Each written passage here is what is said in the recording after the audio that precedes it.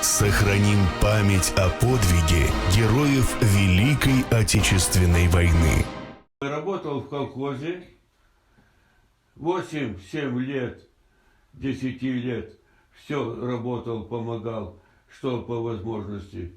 Мужчин не было, одни женщины, вот, одни мальчики. Вот. Да, работал все до самого призыва. Осенью в 43-м году повестка пришла.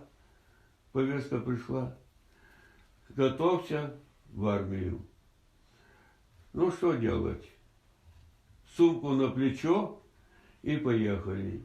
С нашей деревни, нас 4 направили сразу в Восточную Пруссию, на 3-й Белорусский фронт. Нас распределили молодежь. Не то, что мы отдельно молодцы, там в кучу собрались, а к старичкам, старым воякам, фронтовикам старым распределили. Ты, сынок, иди вот к нему, а ты, сынок, иди к нему. В кучу не собирайтесь, бомбят, артиллерия, немцы обстреливают, авиация у них беспощадная, все идет.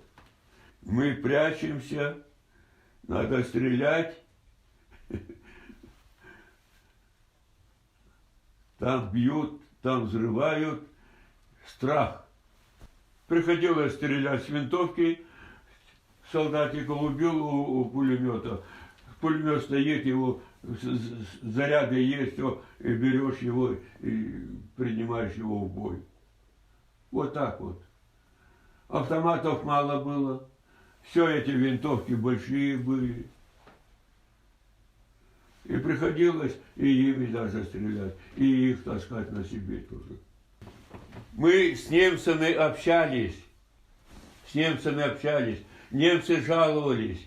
Говорят, не мы не виноваты. Правительство Германии виновато. Мы не хотели войны. Мы хотели мир с вами. Наш народ стремился до полной победы. Во что бы то ни стало.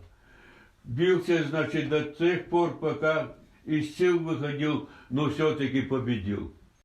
Сохраним память о подвиге героев Великой Отечественной войны.